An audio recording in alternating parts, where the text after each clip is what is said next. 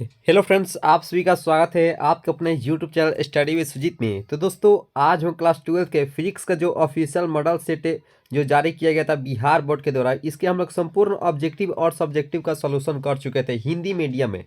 और तो आज जो हम लोग देखने वाले हैं इंग्लिश मीडियम में सभी क्वेश्चंस का हम लोग सोल्यूशन करने वाले हैं। तो आप बस सीधा से अंत तक जरूर देखिएगा दोस्तों, क्योंकि आज की जो सेशन है बहुत ही महत्वपूर्ण होने वाला है। तो सबसे पहले हम लोग क्वेश्चंस देखेंगे, उसके बाद हम लोग आंसर की के बारे में जानेंगे। तो देखिए दोस्तों, यहाँ पे सभी क्वेश्चंस आपको यहाँ पे दिखाई दे रहा होगा। इसी क्वेश्चंस को हम लोग एक कॉपी पर समझेंगे इंग्लिश मीडियम में। तो चलिए उसको हम लोग हॉल के माध्यम से जानते हैं। तो यहाँ पे प्रश्न था कि राइट डाउन फ्लेमिंग से लेफ्ट हैंड रूल, यानी कि फ्लेमिंग के बाएं हाथ का नियम लिखना था। तो हम इंग्लिश मीडियम में लिखने का प्रारंभ करेंगे कि Fleming spread the 3 fingers of his left hand, the thumb, forefinger and middle finger perpendicular to each other to show that the forefinger represents the direction of the magnetic field, the middle finger the direction of the current, and the thumb the direction of the current carrying conductor. तो यहाँ पे हम लोग Hindi medium में अगर मान लीजिए आपको समझना है, थोड़ा सा हिंदी समझाने का प्रयास करेंगे कि देखिए, फ्लेमिंग ने अपने बाएं हाथ की 3 अंगुलियों अंगूठा, तर्जनी तथा मध्यमा को परस्पर लंबवत फैलाकर, यानी कि परपेंडिकुलर फैलाकर यह बताया कि तर्जनी जो होता है वह चुंबकीय क्षेत्र, मध्यमा जो होता है वह धारा की दिशा तथा अंगूठा जो होता है वह धारावाही चालक पर लगे बल की दिशा को व्यक्त करता है। तो वही यहाँ पे लिखा गया है कि Fleming spread the 3 fingers of his left hand, the thumb, forefinger and middle finger perpendicular to each other to show that the forefinger represent the direction of the magnetic field, the middle finger the direction of the current, and the thumb the direction of the current carrying conductor। इसका right answer हो जाएगा, इतना लिखते हैं तो आपका पूर्णतः अंक मिल जाएगा। हम लोग जो है मॉडल पेपर सोल्यूशन देख रहे हैं और यहाँ पे प्रश्न है कि डिफाइंड स्टॉपिंग पोटेंशियल, यानी कि निरोधी विभव क्या होता है। बहुत ही आसानी से आपको याद हो जाएगा कि the negative potential at which the value of current is 0 is obtained is called stopping potential. तो यहाँ पे मान लीजिए आपको अगर हिंदी समझना है तो हिंदी आप समझ सकते हैं कि वह ऋणात्मक विभव जिस पर धारा का मान जो है वह शून्य प्राप्त होता है, उसी को हम लोग निरोधी विभव के नाम से जानते हैं। यहाँ पे एक बार और इसे रिकॉल करने का प्रयास करेंगे। The negative potential at which the value of current is 0 is obtained is called stopping potential. अगर मान लीजिए इसका अगर पीडीएफ चाहिए तो पीडीएफ आपको टेलीग्राम ग्रुप से ज्वाइन होते हैं तो इसका पीडीएफ जो है आपको बिल्कुल ही फ्री में दे दिया जाएगा। ठीक है, इस मॉडल पेपर सोल्यूशन का पीडीएफ जो है आपको टेलीग्राम ग्रुप से ज्वाइन होते हैं तो आपका मिल जाएगा डिस्क्रिप्शन बॉक्स के, यानी कि इसी वीडियो के नीचे डिस्क्रिप्शन बॉक्स में उसका लिंक दिया रहेगा। वहां से आप जाकर टेलीग्राम ग्रुप से ज्वाइन होकर इसका पीडीएफ डाउनलोड करके आप प्रैक्टिस कर सकते हैं कभी भी दोस्तों।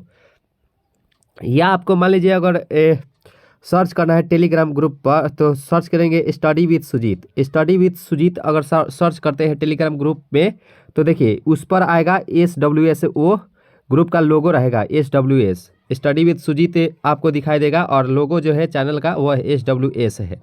और यहाँ पे थर्ड प्रश्न है कि व्हाट इज कंस्ट्रक्टिव इंटरफेरेंस। तो यहाँ पे बताना है कि जो संपोषी व्यतिकरण होता है क्या होता है, यानी कि व्हाट इज कंस्ट्रक्टिव इंटरफेरेंस। तो देखिए, the phenomenon of interference under which the resultant intensity at a point is maximum is called constructive interference.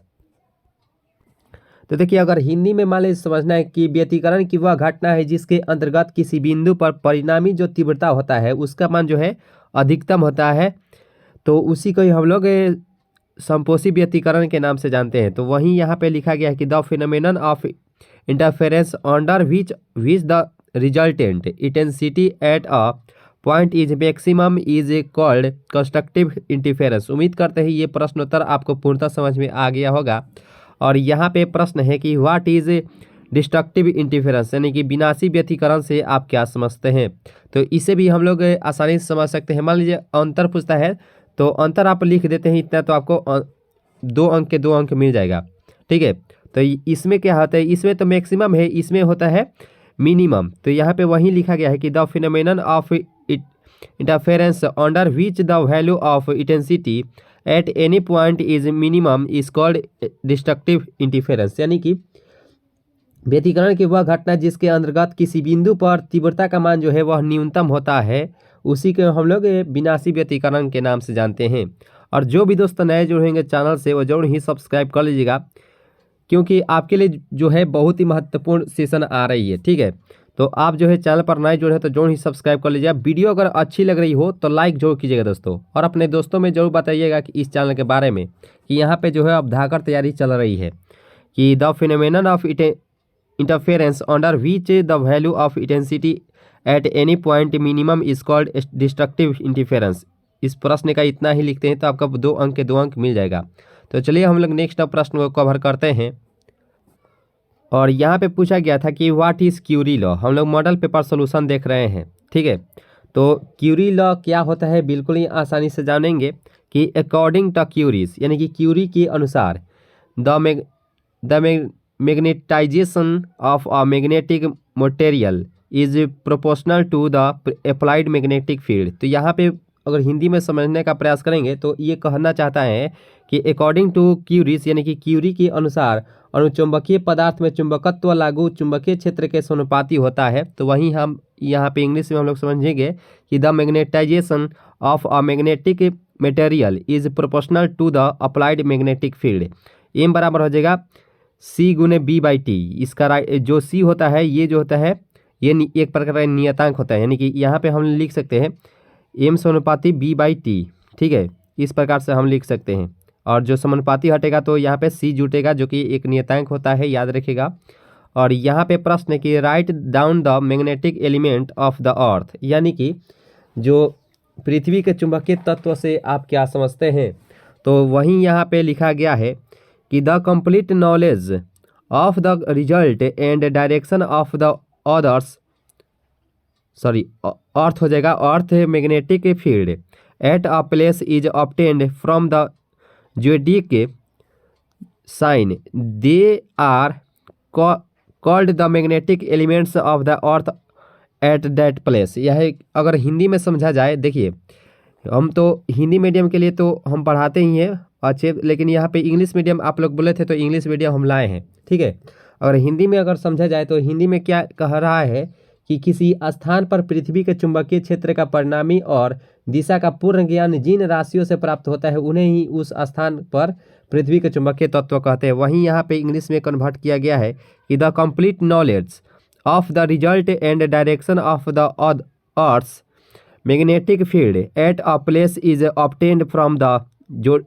Zodiac sign, यानी कि they are called the magnetic elements of the earth at that place. इसका right answer हो जाएगा इतना ही। इतना लिखते हैं तो आपका पूर्णतः अंक मिल जाएगा। इसका अगर पीडीएफ चाहिए तो पीडीएफ आपको टेलीग्राम ग्रुप से ज्वाइन होते हैं तो पीडीएफ आपको मिल जाएगा दोस्तों, बिल्कुल ही फ्री में ही। आप उसे डाउनलोड करके इसे आप प्रैक्टिस कर लेंगे और आप इसे याद भी कर सकते हैं। इसका जो लिंक है डिस्क्रिप्शन बॉक्स में दिया जाएगा टेलीग्राम ग्रुप का, वहाँ से आप ज्वाइन हो सकते हैं। यहाँ पे है कि write any two uses of capacitors. तो जब भी इस प्रकार से अगर रहेगा कि यूजेज पूछा जाए या प्रकार पूछा जाए या कुछ भी अगर पूछा जाए अंतर पूछा जाए तो आप लोग जो है सबसे पहले जो बोर्ड एग्जाम में लिखेंगे तो आप लोग जरूर ही लिखेंगे कि इसका प्रकार निम्नलिखित होता है या इसके यूज जो है निम्नलिखित होता है। ठीक है, तो following are the two uses of capacitors, यानी कि जो कैपेसिटर्स होता है यानी कि संधारित्र के जो होता है वह दो उपयोग जो है निम्नलिखित होते हैं। पहला है कि storing electrical energy between the plates of a charge capacitors, यानी कि आवेशित संधारित्र की प्लेटों के बीच विद्युत ऊर्जा को संग्रहित करने में इसका प्रयोग किया जाता है। तो storing electrical energy between the plates of a charged capacitors. तो और दूसरा है कि in generating electric current by LC circuit, यानी कि एलसी परिपथ द्वारा विद्युतीय दोलन उत्पन्न करने में यहाँ पे इसका उपयोग किया जाता है संधारित्र के। ठीक है, तो हम लोग आसानी से समझ सकते हैं कि in generating electric current by LC circuit. इस प्रश्न का इतना लिखते हैं तो आपको पूर्णतः अंक मिल जाएगा। और जो भी दोस्तों नए जुड़ेंगे चैनल से वो जरूर ही सब्सक्राइब कर लीजिएगा दोस्तों, और अपने दोस्तों में जरूर ही इस वीडियो को शेयर कीजिएगा। आइए दोस्तों नेक्स्ट प्रश्न को कवर करते हैं। और यहाँ पे प्रश्न था कि state two mains properties of electromagnetic wave, यानी कि विद्युत चुंबकीय तरंगों की दो मुख्य विशेषताओं को लिखे। तो यहीं पे लिखा गया है कि state two remains properties of electromagnetic wave. तो सबसे पहले जो लिखेंगे कि इसका जो उपयोग है निम्नलिखित होता है, यानी कि यहाँ पे लिखेंगे following are the two mains characteristic of electromagnetic waves, यानी कि इसका जो है विशेषता जो है निम्नलिखित दो प्रकार के होते हैं। ठीक है, और पहला है कि the speed of electromagnetic waves is equal to the speed of light, यानी कि जो विद्युत चुंबकीय तरंग की जो चाल होती है वह प्रकाश की चाल के लगभग बराबर ही होती है। ठीक है, तो वहीं पे यहाँ पे लिखा गया है कि the speed of electromagnetic waves is equal to the speed of light. और यहाँ पे देखिए स्पीड लाइट का जो अर्थ है, यानी कि जो प्रकाश की चाल होता है 3 × 10⁻8 मीटर पर सेकंड, उतना ही जो है विद्युत चुंबकीय तरंग का भी चाल होती है। तो वहीं पे हम समझ सकते हैं कि the speed of electromagnetic waves is equal to the speed of light. इस प्रश्न का ये पहला हो गया उपयोग। और दूसरा है there is no charge on electromagnetic waves, यानी कि जो विद्युत चुंबकीय तरंग होता है उस पर कोई आवेश नहीं होता है, यानी कि उस पर कोई चार्ज नहीं होता है। और यहाँ पे देयर आर ट्रांसवर्स वेव्स, यानी कि यह जो होता है यह अनुप्रस्थ तरंगें भी होती है। तो देखिए बोर्ड एग्जाम में जितना कहा जाए उतना ही आप लिखने का प्रयास कीजिएगा। दो अगर बोर्ड एग्जाम में कहता है दो ही लिखिएगा दोस्तों। ठीक है, तो यहाँ पे हम 3 बताए हैं, आप 3 में से कोई भी आप 2 लिख सकते हैं बोर्ड एग्जाम में अगर ये प्रश्नोत्तर आता है तो यहाँ पे देयर आर ट्रांसवर्स वेव्स हो जाएगा। यह जो होता है यह अनुप्रस्थ तरंगें भी होती है। और यहाँ प्रश्न की write down Faraday's law of electromagnetic induction, यहाँ पे बताना है कि विद्युत चुंबकीय प्रेरण संबंधी फैराडे के नियम लिखे। तो सबसे पहले जो लिखेंगे when there is a change in the magnetic flux closed in an electric circuit then an electromotive force is generated in the circuits and its direction always oppose the change in the flux.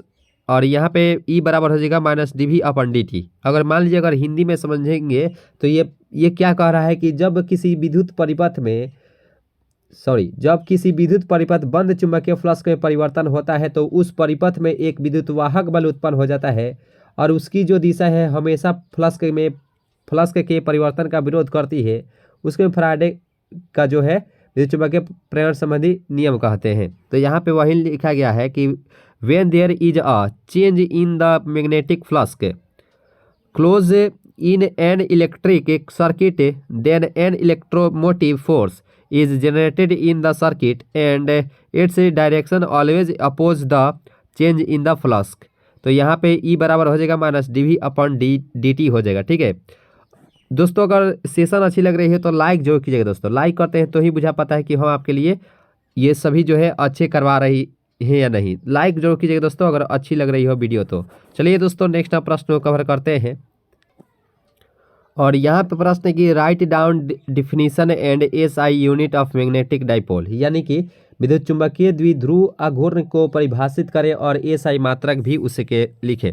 तो the product of the pole strength of a magnet and its effective length is called the magnetic dipole moment is that magnet। तो यहाँ पे कहने का अर्थ है दोस्तों किसी चुंबक के ध्रुव प्रबलताव और उसकी प्रभावी लंबाई के गुणनफल को ही उस चुंबक का चुंबकीय द्विध्रुव आघूर्ण कहते हैं। Its SI unit is ampere metre square और इसका जो मात्रक होता है एम्पियर मीटर स्क्वायर होता है दोस्तों। तो हम लोग बिल्कुल ही आसानी से यहाँ पे याद कर सकते हैं कि the product of the pole strength of a magnet and its effective length is called the magnetic dipole moment of that magnet। इस प्रश्न का इतना लिखते हैं तो आपका आंसर 2 अंक एक का जो है प्रश्नोत्तर बोर्ड एग्जाम में पूछा जाता है तो आपको मिल जाएगा 2 अंक के 2 अंक। ठीक है, और यहाँ पे प्रश्न था कि write down the 2 hypothesis given by bore for hydrogen atom, यानी कि यहाँ पे कहा गया है कि हाइड्रोजन परमाणु के लिए बोर की 2 परिकल्पनाओं को लिखे। तो वहीं पे हम लोग सबसे पहले जो लिखेंगे फ्लोइंग आर द 2 बोर से हाइपोथेसिस ऑफ हाइड्रोजन एटम। तो यहाँ पे इतना लिख कर के हम लोग डैश देंगे। तो प्रश्न था कि write down the hypothesis given by Bohr hydrogen atom. तो following are the 2 Bohr hypothesis of hydrogen atom. अब पहला है कि electrons can move around the nucleus in those orbits for which the angular momentum is a whole multiple of h/2 यानी कि कहने का अर्थ है दोस्तों कि इलेक्ट्रॉन नाभिक के चारों ओर केवल उन्हीं कक्षाओं में घूम सकते हैं जिनके लिए कोणीय संवेग 2h/2 का समगुणज होता है। ठीक है, यानी कि पूर्ण गुणज होता है। वहीं यहाँ पे लिखा गया है कि electrons can move around the nucleus in those orbits for which the angular momentum is whole multiple of h/2 यहाँ पे पहला हो गया। दूसरा है कि electrons do not emit energy while moving in temporary orbits so that atoms remains stable, यानी कि अस्थायी कक्षा में घूमते समय इलेक्ट्रॉन का जो है ऊर्जा का उत्सर्जन नहीं होता है तथा वह जो इलेक्ट्रॉन्स होता है उस परमाणु यानी कि वह जो परमाणु होता है वह उसका अस्थायित्व जो है बना रहता है। तो वहीं यहाँ पे लिखा गया है कि electrons do not emit energy while moving in the temporary orbits so that atoms remains stable. ठीक है, तो दोस्तों इसका अगर पीडीएफ चाहिए तो पीडीएफ आपको टेलीग्राम ग्रुप से ज्वाइन होते हैं तो आपको पीडीएफ मिल जाएगा दोस्तों, बिल्कुल ही आसानी से। उस ग्रुप का जो लिंक है आपको डिस्क्रिप्शन बॉक्स में दे दिया जाएगा। जो भी दोस्तों नए जुड़ेंगे चैनल से जरूर ही सब्सक्राइब कर लीजिएगा और अपने दोस्तों में जरूर ही शेयर कीजिएगा। ठीक है, इस वीडियो को अपने दोस्तों में जरूर ही शेयर कर दीजिएगा दोस्तों। तो अभी के लिए इतना ही दोस्तों, विदा चाहते हैं अभी के लिए इतना ही दोस्तों। उम्मीद करते हैं आप सभी को अच्छी लगी होगी वीडियो, होगी तो लाइक जरूर कीजिएगा दोस्तों। मिलेंगे नेक्स्ट क्लास में नई उम्मीदें के साथ, तो हंसते रहिए और मुस्कुराते रहिए और अपनी तैयारी को मजबूत करते रहिए। अभी के लिए इतना ही दोस्तों, जय हिंद।